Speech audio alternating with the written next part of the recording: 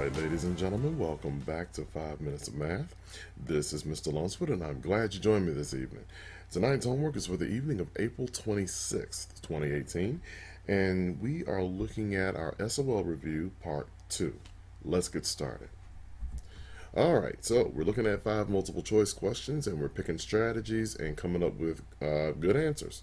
At least we hope so. Let's start with number 1. What is Jermaine's average speed in feet per second? Now, our strategy here is to convert miles per hour to feet per second, and that's abbreviated FPS. So here's how Jermaine did. We have 13.5 miles, and we're going to convert that to feet. So if we have 13.5 miles, we multiply that by 5,280 feet, and all I did was look up how many feet there were in 1 mile. So we multiply that, we get 71,280 feet in 13.5 miles. Now, 1 hour, because we're going 13.5 miles per hour, 1 hour contains 3,600 seconds. Now, how did I figure that out? 1 hour has 60 minutes. 1 minute has 60 seconds, so 1 times 60 times 60 is 3,600. So Jermaine is driving 13.5 miles per hour, or he's driving 71,280 feet per every 3,600 seconds. Now we can convert that to feet per 1 second. What are we going to do here? We're going to divide. So 71,280 divided by 3,600, 19.8 feet per second, and that's FPS. Again, 19.8. That answer is B as in boy, and that's number 1. Number 2 looks at this thing called a property tax rate, and if you don't know about it now, count your blessings, because you will learn. Property tax is part of what the government collects on anything that you own, and it's a certain percentage for every $100 that an agent or an assessor believes that your property is worth. So it's a tax rate, and in Fairfax it's $1.09 per every $100, or at least it was when this book was published. How much tax then is owed on a property worth $250,000? So our strategy here is to form a proportion. Alright, so we have A over B equals X over C, and you see I've gotten my pieces in here. Let's see how they fit together. So we have 1.09 over 100, so $1.09 for every $100 equals X, or our tax rate that we're trying to find out, for $250,000. And what we do is cross multiply. That's why I've got the orange and blue labeled here. So 1.09 times 250,000 equals 100 times X.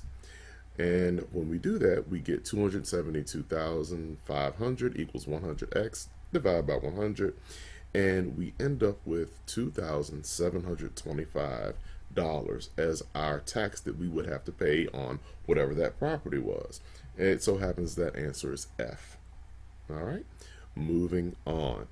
How many pounds are there in 6.5 tons of stone? Well, how many pounds are there in a ton? If you don't know how many pounds there are in a ton, and I just did this just to show you how easy it is. If you look at google.com, there is a neat little conversion scale there. We're going to do it mathematically, but if you're on the go and you're in a hurry or something like that, you can use your calculator. You can do it in your head, or Google provides that handy little tool. So 1 ton has 2,000 pounds.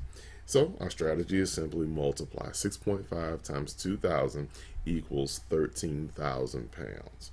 All right, and going on. Sorry, the answer is D. The answer is D. Now we can go on. Number 4, the distance of a hiking trail is 5.2 kilometers. How many miles is the trail? Well, we're going to form another proportion. I've got my parts here, but let's see how they fit together. For every mile, we have 1.609 kilometers, so our miles are on top. So we have 1 mile per every 1.609 kilometers, and that equals X over 5.2 kilometers. So we just work through the proportion and solve. Cross multiply here.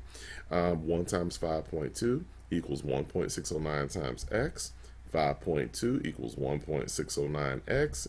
Divide by 1.609, and you end up with this nice long decimal, but the part that we need is the 3.23 at the very front, and that's about 3.2. The answer is H. The answer is H. All right, moving on. This is our last problem. This one is going to get you all to think just a little bit. It's not difficult, you just have to be careful with it. That's a rectangle. Also, this is the shape of a practice field or a football field. So let's look at it. It is 50 meters wide and 84 meters long. And the question asks us, what is the area of this practice field in square feet, but the field has been measured in meters? All right, so we have to do some conversion. 1 foot has 0.305 meters. Now, the temptation right here is to multiply everything together, divide by 0.305 and be done. Doesn't quite work that way. So there's 3 parts to this problem. The first part is to form a proportion to find the number of feet in a meter. So for every 1 foot, there's 0.305 meters. So for every meter, the x represents the number of feet in a meter. So we cross multiply. See, at the top we have our feet, at the bottom we have our meters. So like I said, cross multiply. 1 equals 0.305x, divide by 0.305, and we end up with 3.27 as our x. But you'll notice I'm using 3.28. Now, why is that? Here's something that will change your answer. The actual number that you get in your calculator is 3.278688525. What you have to do is take that and go, all right, I'm rounding to the nearest hundredth. Is it actually closer to 3.27 or 3.28? If you notice that 3.278, that 7 is going to round up to the next number, not down. So be careful when you just decide, okay, I'm going to chop this off at 2 decimal places and be done, because it does change your answer. We're going to estimate that to be 3.28 feet. All right, and I'm going to come back and address that again at the end of the problem.